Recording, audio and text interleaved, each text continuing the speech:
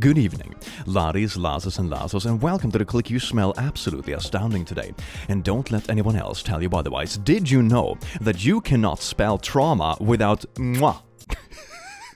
Try it for yourself. Trauma. Anyway, so that's why today we are looking at r/TraumatizeThemBack. Have you ever had nasty people bully you, say mean things, or dig into personal stuff a bit too hard, and you wish you had the perfect comeback in the moment? Well, these are stories of people who actually had that perfect comeback right in the back of their pocket and slapped it out at the most satisfying of moments. Welcome to r/TraumatizeThemBack. Enjoy. r/TraumatizeThemBack. Grab my bob, gimme that. Oh no, it's the consequences of your actions. Thank you, Click, for helping me discover this subreddit. Oh my god, thank you so much, Pixel Meg, for smelling so amazingly good today.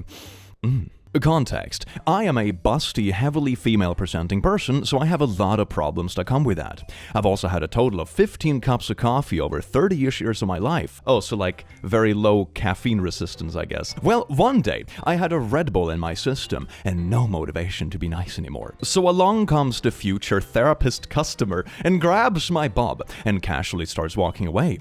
At first, I was thinking of calling him out, but then I had an interesting idea. Instead, I start speed walking at him, and when he notices and speeds up, I break into a sprint, saying in my best, deep voice, "What's wrong? Come back here, big boy. Finish the job."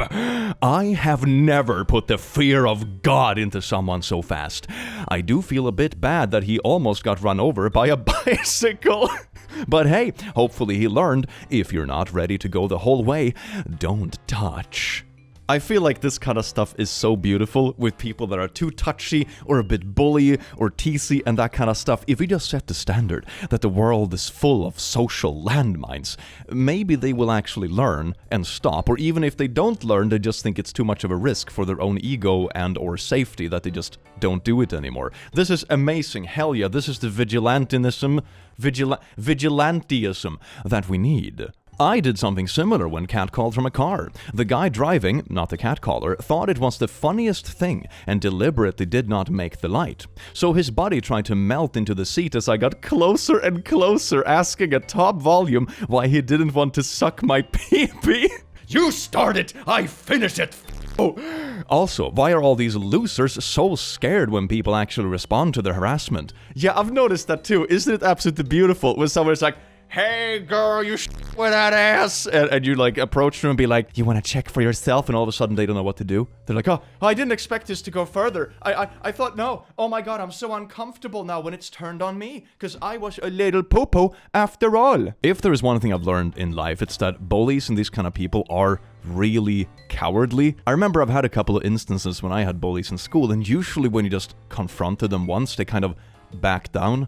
One of them even started crying, so I wouldn't recommend that for every single situation. It's very context dependent, but my takeaway is that bullies are usually not the bravest of people. Otherwise, they wouldn't pick on people they deem that they can get away with picking on, if that makes sense. Of course they're fake. She had cancer. I was out with my grandma the other day to help her pick out some new frames for her glasses. She was trying some on while I picked out a few for her to try when someone else came into vision, center of the store we were in, looked at my grandma and scoffed. This man looked to be maybe 70-something and frankly looked like the creepy grandpa that no one invites to family gatherings anymore. He'll go by CG, creepy grandpa. CG, scoffs. Did you really come into public like that? Your implants look so fake. You look terrible. I bet your husband hates them. Now, for some backstory, my grandma was diagnosed with breast cancer early in 2023. Being in her mid-60s, she decided to get a double mastectomy because, in her words, they have served their purpose. She was going to have reconstructive surgery, but there were complications with the expanders, so she just decided not to. She has mastectomy bras with pockets to insert her prosthetics, which don't always look natural, but she didn't want to replace her entire work wardrobe with clothes for smaller/flat chests. My poor grandma has been dealing with a good amount of nerve pain from her second surgery, so she was already pretty annoyed. She is not usually confrontational with strangers, so I was about to tell the guy that they're prosthetics when I see her reach into her shirt and pull out one of her stuffies, as she calls them. Grandma, I mean, they aren't the most natural, but I think they work. They're better than having lumpy cancer breasts. The guy went white, then turned just about every shade of red imaginable. He mumbled something about disrespect and hurried off. What do you mean disrespect? Your own disrespect? Jesus Christ, man. What were you hoping to get out of this confrontation? Just like insulting people in public for no reason? Bruh.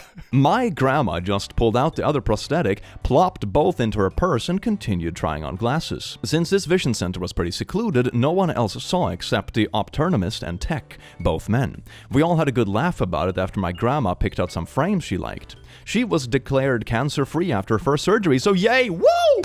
She beat cancer and beat the creepy old dude at the store. You know, what did they say? 2 birds with 1 stone, or in this case, 1 cancer and 1 creepy dude with 2 boobs. Hell yeah. That's a new saying.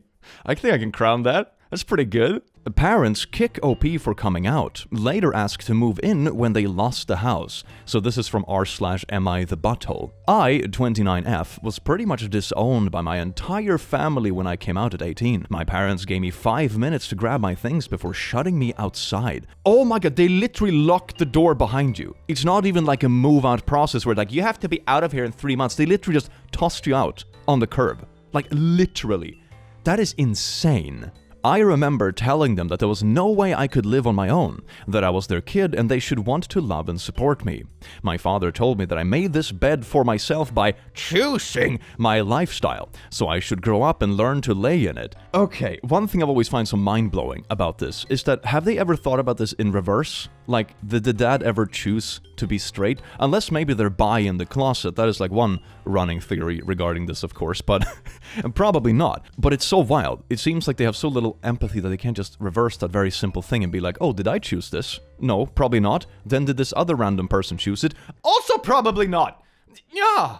It turned out pretty okay, all things considered. I was able to go to college on a few scholarships and not too many loans. I met my wife during our freshman year and I've been with her ever since. We have a 2-year-old daughter who is the most precious little person in the world. We bought a house. We both have decent paying jobs. I consider myself to be incredibly lucky and I can't imagine my life without my wife or my daughter. That is so beautiful! The family you were born into turned out to be poopy, but you actually went through life and chose your family yourself. And that is absolutely amazing. Being happy is like the best revenge towards these kind of people. Massive kudos. I'm so sorry to hear you had to go through that with your biological family, but I'm so happy that you got to where you were. That is amazing. I don't keep in touch with my bio family, so I don't know how my parents got my contact info, but they did.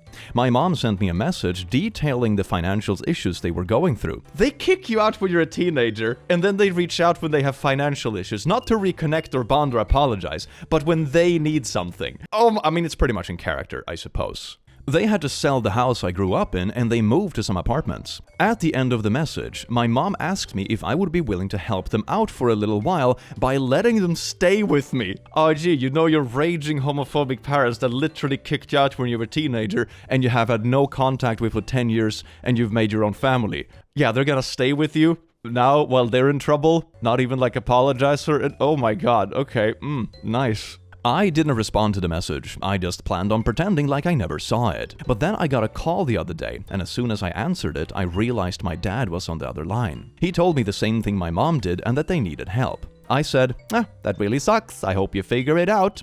He then flat out asked if I was seriously not going to provide them with any assistance.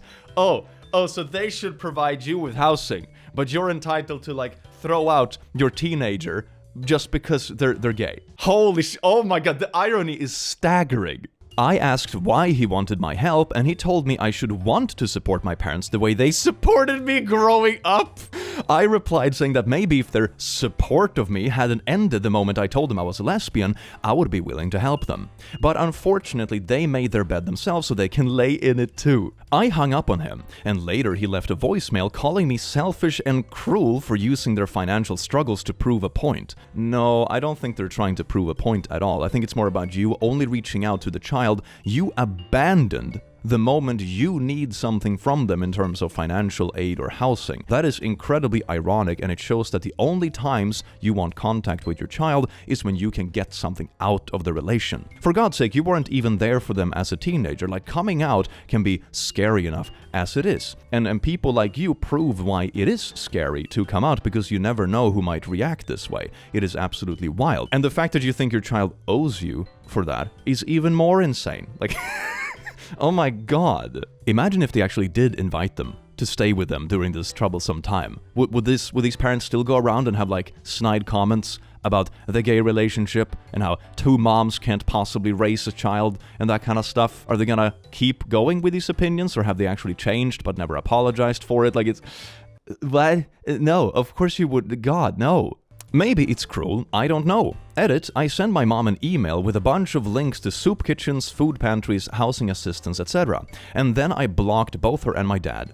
I might change my number if they try calling again, but for now I'm gonna leave it as it is. I don't think this person is the a-hole at all. I think you are allowed to not be there for people who have proven very clearly that they are not there for you. Relationships are a two-way street. In an optimal scenario, of course you want to be there for family and support them when they're going through troublesome times. But I probably wouldn't house family in my home that had kicked me out when I was 18. Jesus Christ, no. Nuh-uh. I suppose it's karma coming back in a beautiful way though, isn't it? Like, the kid that was kicked out has a happy life and built something beautiful for themselves, and the ones that were nasty come crawling back but are rightfully denied. I mean, that's some kind of sweet karma, isn't it? The bandage is for them, not her. A friend of mine needed some minor brain surgery while in high school. She was at an all-girls school, and I'm sure most of you know how a lot of social interaction goes in those places if you're even a little different. My friend comes back after surgery with a huge bandage around her head, covering the gauze over the staples holding her scalp together while it heals. She gets a lot of, "Oh, she's just looking for sympathy. There is no way it's that bad." The next day, no bandage, just the gauze. It's all sterile and safe for her, but looks ghastly. Several of these complainers look physically ill looking at her shaved and stapled scalp, begging her to wear the bandage again until it's healed and her hair has grown back. Absolute cowards. You can't bully someone for like pretending, and then when they take it off, they're like, "Oh my god, I can't handle it. Oh my god, there's not enough hair. Oh, you absolute little wussies." Reminds me of a blind guy whose eyes were very off-putting. Think severe scarring across the pupil and cornea. The eyeballs themselves were healthy, the scarring just rendered them useless. He always wore dark shades to hide his eyes. One day, some butthole teacher told him the shades weren't allowed in his class, so the guy removes them and aims his eyes, as best as he could, right at the teacher. Said something like, "They're for your comfort, not mine," and the teacher got visibly uncomfortable and told him he could keep them on. That story rings a bell. I think I've seen that story circulated somewhere. I don't remember exactly what, but it rings a bell. That's kind of beautiful, though. That's kind of beautiful. People that are way too uptight about these kind of things just learns the lesson right away. Oh, goody. I remember I met a girl in uni who had a party trick to scare away creepy people. So when she was in elementary school or something, she had an accident in the crafting class, when you work with wood and that kind of stuff. Not sure what it's called in English. But anyway, there was an accident, she got something in her eye, she had to have it operated, and now half her eye was a prosthetic. So it looks perfectly fine, looks perfectly normal, but she's blind on one eye and can just like pick out half the eyeball, basically. It's pretty cool. So she showed me this when we were just sitting and having beers, and be like, "You know, when creepy guys won't leave me alone, I just pull out my eyeball and they always scatter away." It's so beautiful how to really turn like an injury or something like that, or something traumatic, into just a weapon to get rid of creepy people. I always thought that was very funny. You want to talk about my uterus? Let's play a game. My husband and I had a surprise baby in 2023. We had been together for 10 years and were of the mindset, if it happens, it happens. I was on birth control too. We didn't want more, so I got my tubes tied and he got the snip. 7 months after my son was born, I was diagnosed with stage 1A papillary thyroid carcinoma? Carcinoma? nailing that one. Cancer. A nice 6-inch scar, 10-centimeter tumor, and 1 round of radiation later, I was getting back to normal. I decided to take my kid to a craft fair, slung him across my chest, and off we went. While at a booth where 2 old ladies were cooing over my kid, I got asked the inevitable question. When are you going to have more? Usually I would just say we aren't, and then shoot down the follow-up questions as to why my husband won't cream pie a baby into me again because I am getting into the years and my womb is going to shrivel up into nothing. Today, though, I was just done. I was tired and just wanted to browse the crafts. I responded back with, "Oh, I can't have any more children," thinking that would be the end of it. Nope, they persisted. "My doctor said the same thing after my 15th, and I went on to have 7 more. Wait, they said that after your 15th child, and you went on to have 7 more kids, so you have 22 kids. That can't be what they mean, right? That can't possibly be what they mean. And, "Oh, what do they know? You're still young. You have time. I wouldn't wait too long, though." I saw red. I proceeded to point to my neck, where I still had some lovely stitches in, nice and gory, and said, "No, I can't. I was diagnosed with cancer a few months ago. They got the big tumor in my neck, but it spread. I've had radiation, which has rendered me unable. It's affected all my body, including my uterus. I am barren. I cannot give him a sibling no matter how much I want to." None of that was true. I had my tubes tied and the radiation was centered on my neck, but their faces were worth it. I got stuttered half-ass apologies from them and walked away in a huff. Mind your own reproductive organs, please and thank you. I hope they learned their lesson. You know, you usually say that, oh, lying is bad, lying is a sin or whatever, but in certain instances, I would like to propose that lying can actually be a very effective weapon for a higher moral cause. See this example story. For example, sure, they technically lied, but it was very well deserved and it proved a point, and maybe in a perfect world, it makes these people not push so hard for people that actually go through traumatic experiences. I've never understood this, like, hyper need to push so hard for this kind of stuff. It's pretty personal things, and it's also big life choices, like fam, you think the person doesn't know this kind of stuff? Like, come on, dude. When my dad died, their bank just wouldn't accept the fact that my mom was now the sole owner of their joint bank account, despite receiving notification and a copy of his death certificate and the finalized probate docs naming my mom as sole beneficiary. She also had right of survivorship, so the whole thing was just obnoxious. They would demand to speak to him whenever she tried to do anything that had formally required 2 signatures. Finally, she got fed up and made an appointment for both of them to meet with the branch manager, and showed up with a box of his cremains. Got the same BS, and she slams the box on the counter. "Here, ask him yourself." And then she closed the account and changed banks. Why are they being so difficult about it? That is very well deserved. Like, what are you gonna tape a pen to the cremation box and just be like, "Yeah, we can sign it here with the whole box, sir"? I also think it's so disrespectful when I see things like this, because essentially what this bank person is doing, while they're ignoring all the other paperwork and stuff, is just bringing back this trauma over and over and over again. Every time you have to do something with the bank, they remind you that your loved one has passed away. Now, hopefully they moved on in a healthy manner, but it's not something very pleasant to bring up in that sort of context. So very well deserved, I would say. I hope they were sweating a lot. My grandma was a savage. This story is one my father has told me many times in my life. It's about him as a child. When he was about 8 or 9 years old, he was playing with friends one summer and saw a girl getting bullied by another boy. My father went up to defend the girl, and the bully ended up throwing sand in my dad's eyes. My grandmother brought my dad to the ER and had to put ointment on my dad's eyes twice daily for almost 2 weeks. During these 2 weeks, my grandmother took my father to the boy's house to speak with the parents about what happened and to see if he would pay for the ointment. The boy's father said, "Boys will be boys," and essentially shut the door on them without another word. Well, fast forward a few months, my dad is playing roller hockey with a bunch of kids, bully included on the other team, and my father's hockey stick ends up putting a gash across the bully's forehead, who just happened to do so. Hockey is a good sport for that kind of stuff, accidentally getting back on bullies. My father says it's about 4 to 5 inches probably. He swears it was accidental, but I have my doubts. Sure enough, the kid runs home, and the next day the bully and his father at my grandma's front door, demanding she pay for the stitches and the ER bill. She drops, "Boys will be boys," and slams the door in their faces. I wish I had the chance to meet her. That is so beautiful, just giving the exact same treatment back. Oh, that is so good. I really think people like this don't realize this kind of stuff until it happens to them, but I also really doubt they actually learn. Like, I doubt that other family would actually, own up to this kind of stuff if it happened again. It's just really satisfying to give it back, even if it doesn't change anything in the long run. It's so satisfying and juicy. Traumatized a friend of my parents for over a month by suggesting his own proposed cure for depression. Ooh, like unsolicited family advice for depression.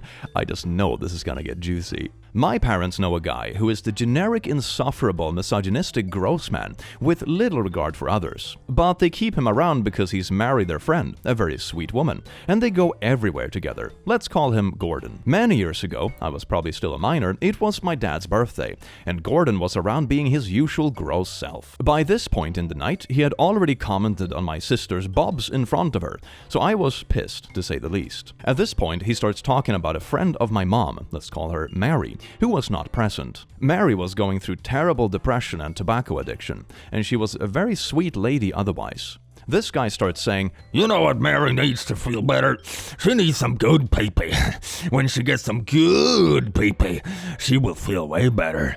Everyone is uncomfortable, but nobody stops him. So I put on my best serious but polite face and ask him with a soft voice, "But, man, Gordon, have you never suffered depression? Don't you know how it feels?" "Well, of course," he says. "We have all had depression at some point." I put in my absolutely sweetest voice. "And Gordon, haven't you ever tried some good pee-pee? You said it cures depression." The 10 people around starts laughing their butts off. Gordon shatters. He starts saying loudly that he doesn't like pee-pee for the entirety of the rest of the party. He follows me around in a very creepy way and whispers to my ear, "Just so you know, I do not like pee-pee." Poor man's ego, like being called gay was the thing that shattered him. Man, some people's masculinity is so fragile, I swear to God. All night, I'm pretty sure if we were alone, he would have tried to hurt me. So a month or two pass by. My parents and I are in the car going somewhere, and my dad asks very nonchalantly, "So, what did you tell Gordon at the birthday party the other day?" You know what? It doesn't matter what you said. He deserved it and you did well. Just so you know, he's still going around saying that you hurt him. Must have been pretty good. Imagine being such a wuss that you go around being harassy and commenting on other people's bodies, and then you get picked on by a teenager of that person you were being creepy towards, and it just completely shatters you, and you go around and saying like, "Oh, this teenager hurt me so deeply when I was being creepy to their sister. Oh, woe is me." I told them the story and they laughed their butts off and congratulated me. Still one of my proudest moments. I think the only better slight tweak would be asking how many pee-pees it took before he felt better, and then be able to continue to ask, "Was it 5?" and then, "Oh, too low?" when he gets mad about it. Then the whole group can just bring up random numbers for years if they're dedicated enough. That is so funny. I love this turnaround of events. That is so beautiful. And it really calls out both like the homophobia and the sexism and like the super scaredness. And he obviously thinks that gay is some kind of insult, you know? Oh my God, that's so beautiful. He just calls out so much and makes him so uncomfortable. Man, this is such a perfect comeback. God, I love this. And it also just turns around the whole thing where people always give unsolicited advice. "Oh, you're depressed? Have you just tried getting good? Have you tried more pee-pees?" But then I bet he's the same person who would shame someone for trying some pee-pees, for other reasons, because he's a sexist douche. Screaming at catcallers. A few months ago, I moved to the big city, trademark, the nearest metropolitan area to my hometown after living in the middle of nowhere my entire life. So I had to learn how to deal with catcallers for the first time. I am also absolutely insane. I would not necessarily advise doing this, but in my experience, it has been both very effective and great fun. Extremely cathartic as well. When I get catcalled now, I make direct eye contact with a dude, take a dramatic and unleash the most unholy banshee scream that I can muster. Sometimes I'll pause in the middle, take another and keep screaming while making eye contact. The key here is to not say words. If you say words, that opens the door to a conversation, and that means they win. Just bloody horror movie scream right in the middle of the street. The typical reaction is, "Oh my god, what the f***?" To which I reply, "See, now both of us are uncomfortable." But a few days ago, I caught the most excellent reaction from my new friend Sean while I was trying to walk from my car to my office. Sean slows down beside me and goes, "Hey girl, you got a nice fat butt. My name is Sean, I'm new in town, can I get to know ya?" To which I reply, I startled my man Sean so bad, he yelled back and accidentally beeped his horn while he was driving away. I can just picture that, and it's so beautiful. Oh my god, it's amazing. Want to share private details to people I don't know? Taste your own medicine. I just discovered this sub, and it reminded me of a story with my mom that happened a while back. I was 16 at the time, I'm 30 now. She doesn't respect privacy for her children, and humiliated me a lot when I was younger, saying every time, "It's just a joke," or "Don't be so easily offended." One day, I meet a friend of hers that I never met before. Not even 2 minutes into the conversation, she starts talking how I were a thin baby, and how when I was a baby I had no butt but big pee-pee, and that it's still the case. A mom talks about her kid in this way with strangers, like comment on their genitals. Jesus Christ, man.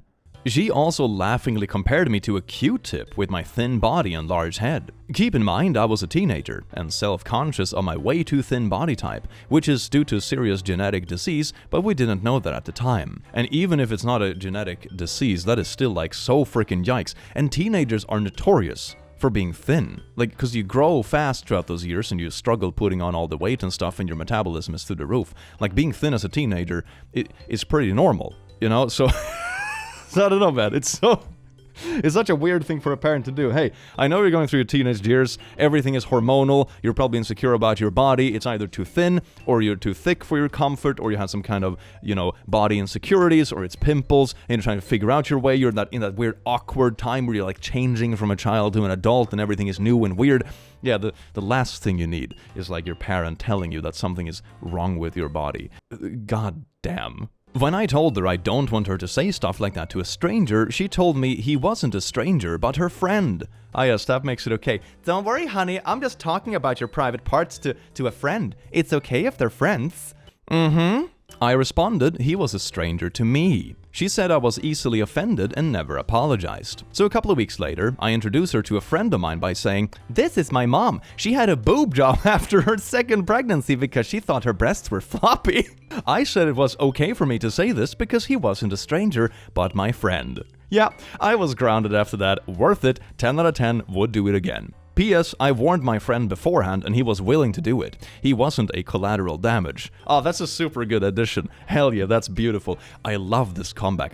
Did they actually stop after this? I'm curious if they actually stopped after this, or if they did it less, or if they kept doing it. But I'm guessing maybe they stopped because there isn't like a follow-up thing to this. I hope that's the case. That's beautiful. Or maybe they were just old enough that they moved away after that and, it wasn't really relevant. I think that's a really good way to communicate stuff like this to people when they lack the empathy to see it themselves, or when they always use the excuse, "You're so easily offended," or "It's just a joke," the bully kind of excuse. If you turn it around and they are the people in a vulnerable position, they sometimes realize what they're doing is wrong. Not always, but it can change people's perspective, because sometimes people are just stupid. Although in this case, it seems to be repetitive enough that it's very well deserved. I commented about this in another group, but I thought I would share. My wife is mixed Japanese. She was speaking Japanese to her grandma in the dining room while I was playing video games with friends in the next room.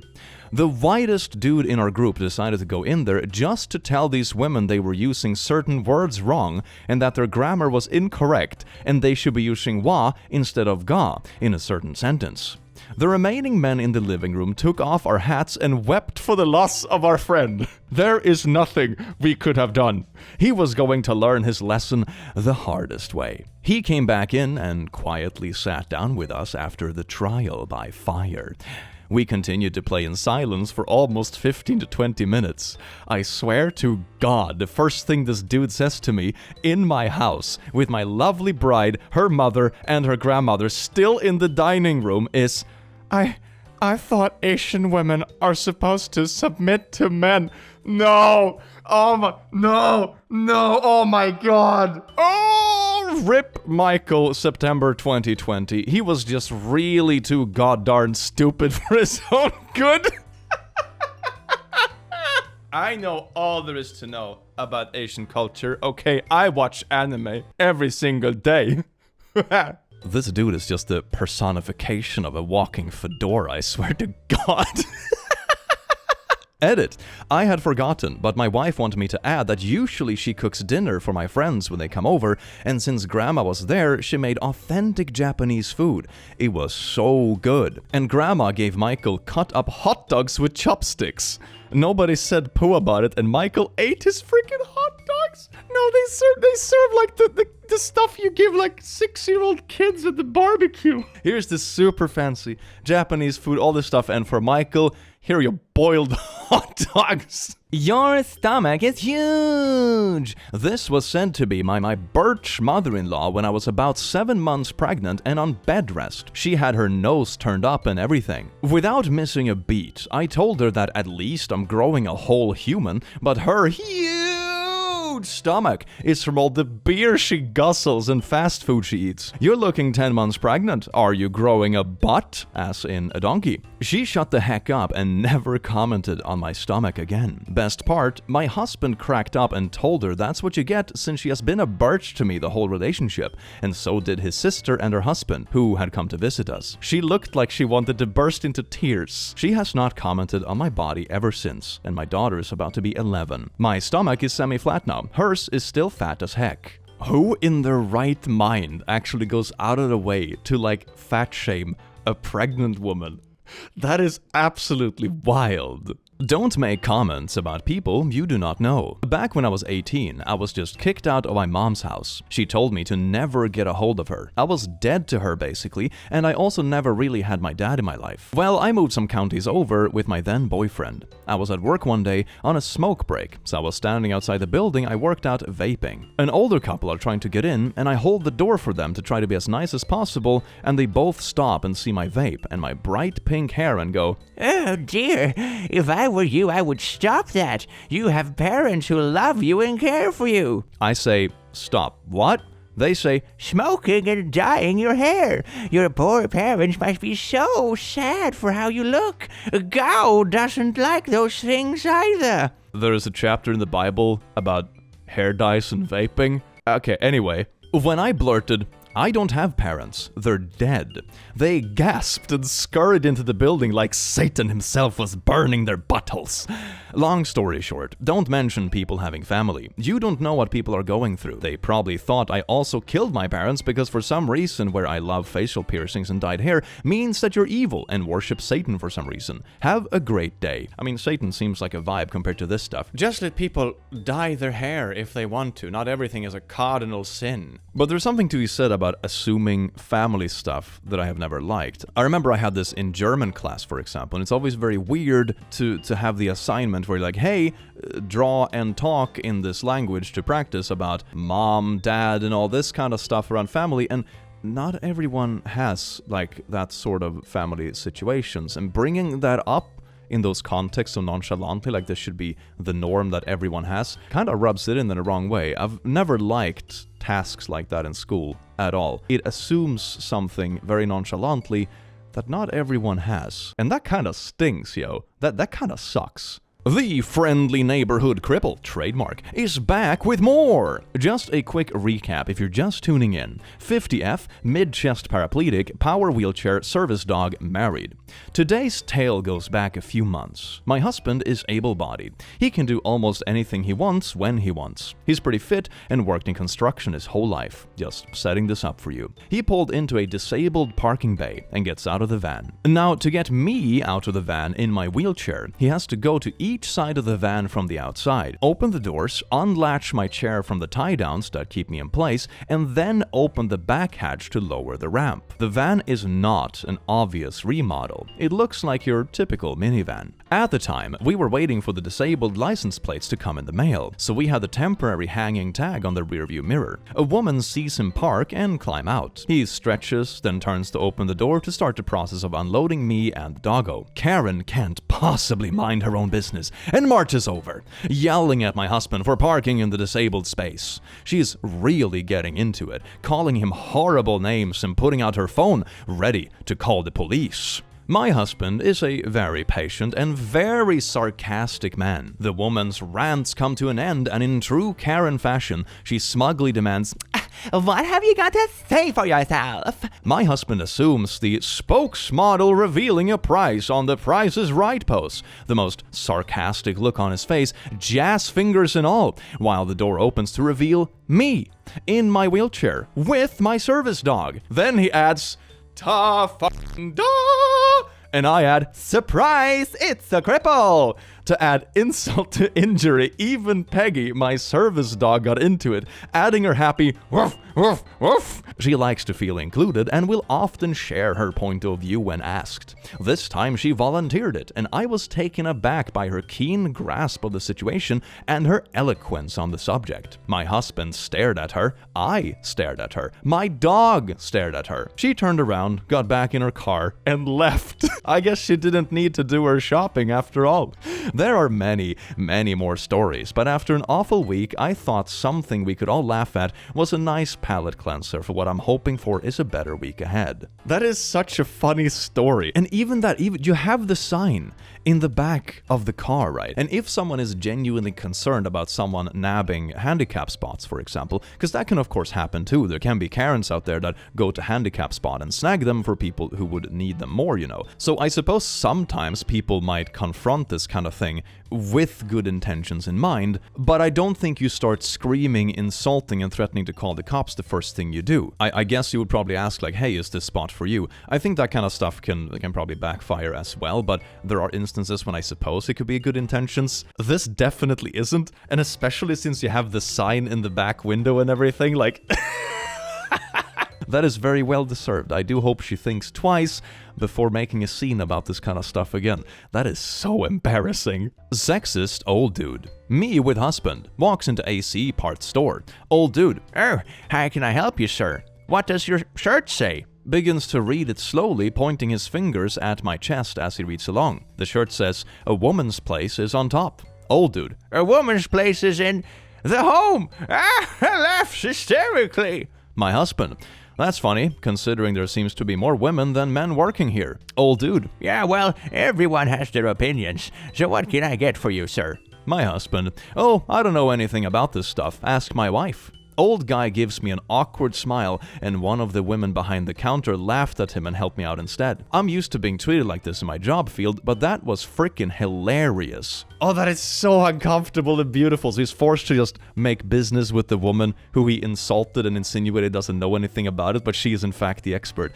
That is so beautiful. I remember I had something similar happen, not due to a sexist old dude, but when I was doing band stuff and live playing. There was this dude who was playing before us, I think, and for some reason he didn't like me. He has just decided that he doesn't like me, and he doesn't want to look at me. You know, he's that kind of don't like you, like very immature about it. And at this point, we were all like adults. This wasn't in school or anything like that. Like we were all well into our 20s. And my guitar is on stage, all set up for like the performance, and he has like something before our band. So he comes up to my friend and be like, hey, my guitar broke. Can I borrow the one you guys have on stage? And my friend just points to me and be like, yeah, it's his guitar, you have to ask him. And he just refuses to look at me. Like, keeps trying to talk to my friend, but can I, I have to ask him, it's his guitar, man. I can't give you permission to use someone else's stuff.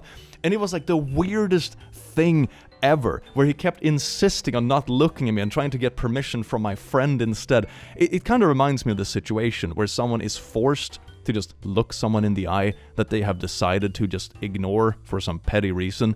It's really funny when it happens, and it's very satisfying because all of a sudden they need something, or they have to do it because of customer service in this case, and they just can't get away from it. And it just tickles something in my petty bone. Habla español?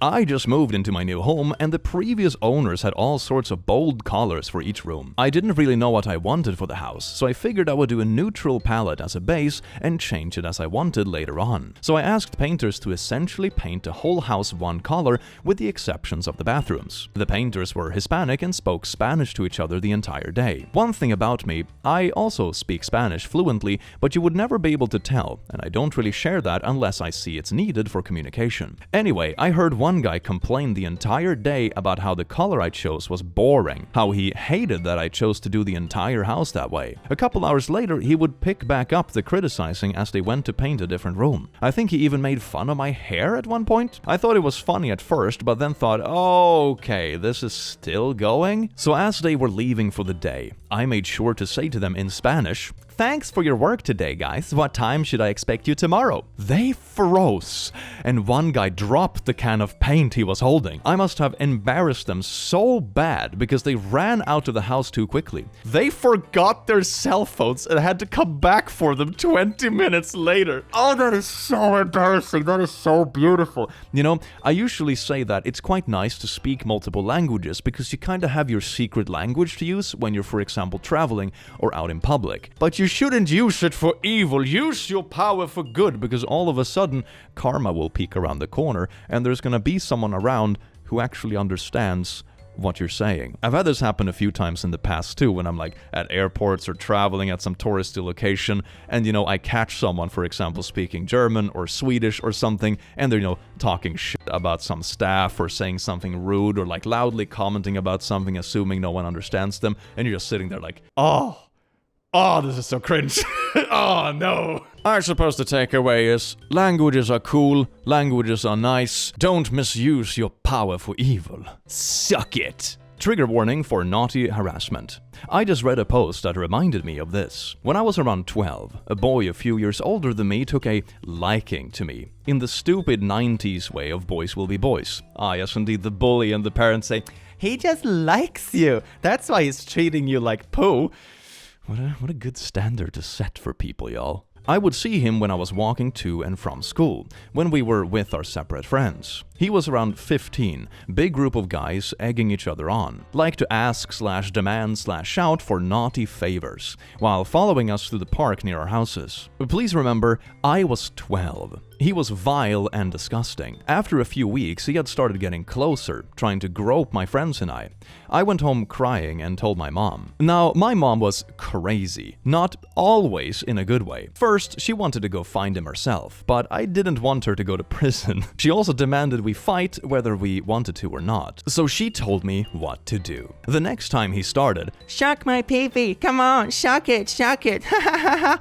"Okay, present it." Silence from him. His friends all started laughing, egging him on, telling him to get it out, me telling him to pull it out. Go on then. And he freaking did. My friends and I pointed and laughed, and I said, "Sorry, I choke on small bones." He called me a freaking birch pretty much every time he saw me again for the rest of school, but he never asked me to suck it again. My mom had some terrible qualities, but she had some pretty good comebacks. Just remember this one and wanted to share.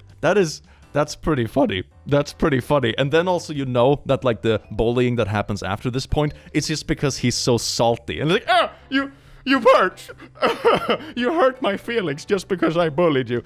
What a little wimp, man. And also what a creep. Who goes after like 12-year-olds like this? I mean, he's pretty young himself, but like 15 and going after like kids 3 years younger than yourself with this? Oh my god. Growing up to be a creep early on, huh? Ignored him after he poured his heart out. Trigger warning.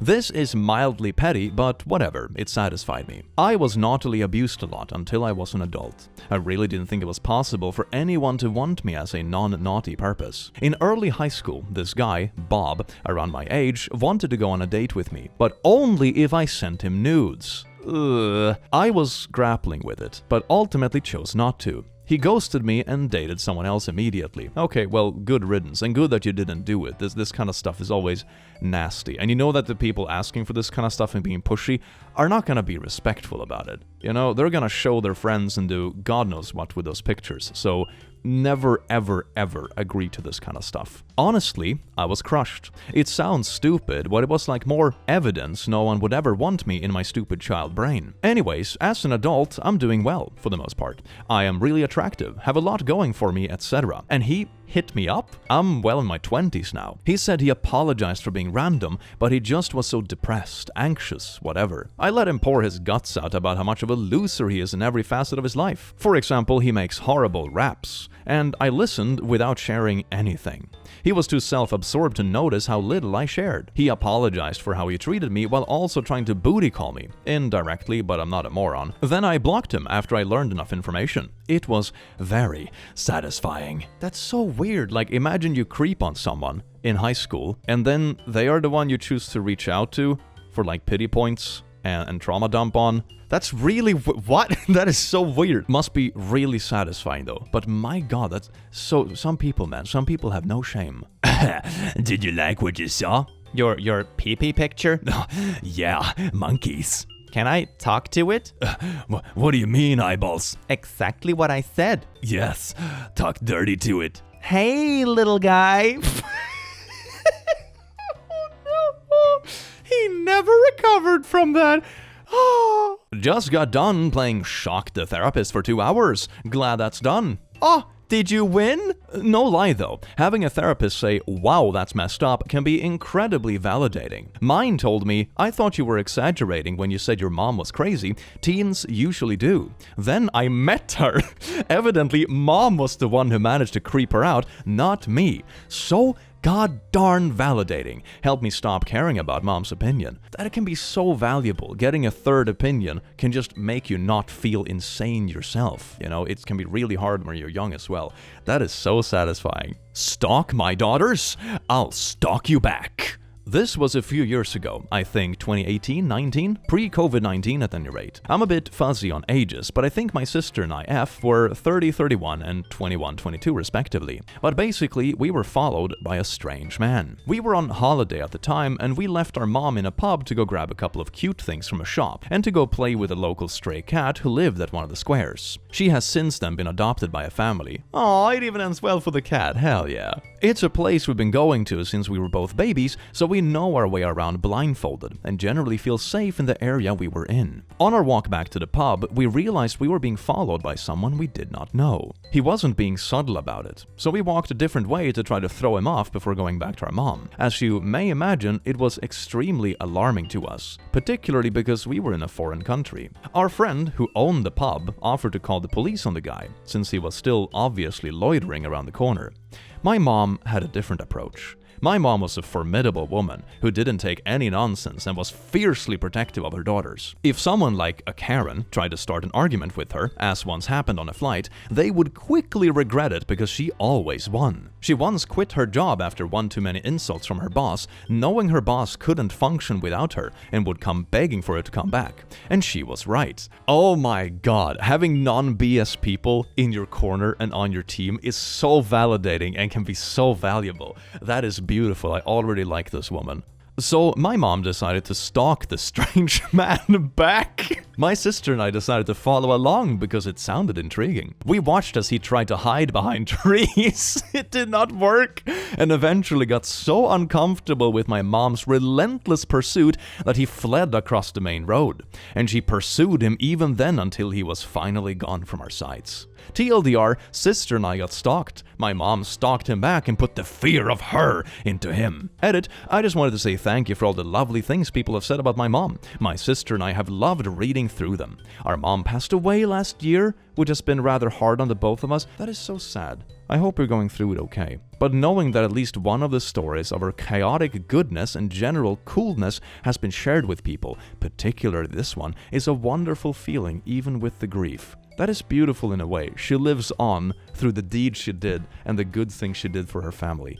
That is beautiful. I think that is something we all strive for and something I think we all wish for. That even after we are gone, the good deeds we have done or the things we did for family or people we care about is how we're remembered. And that's how we live on, through our deeds or the things that we built or the positive memories. I think that's a very beautiful way of seeing it. Leave little positive footprints in the world that will be there long after we're gone. That got deep really fast. Thank you all so much for watching this beautiful video with me here today. I hope you enjoyed it as much as I enjoyed having you here. Have an amazing rest of your day because you do deserve it, and I will see you again in the very near future. Take care. Mwah.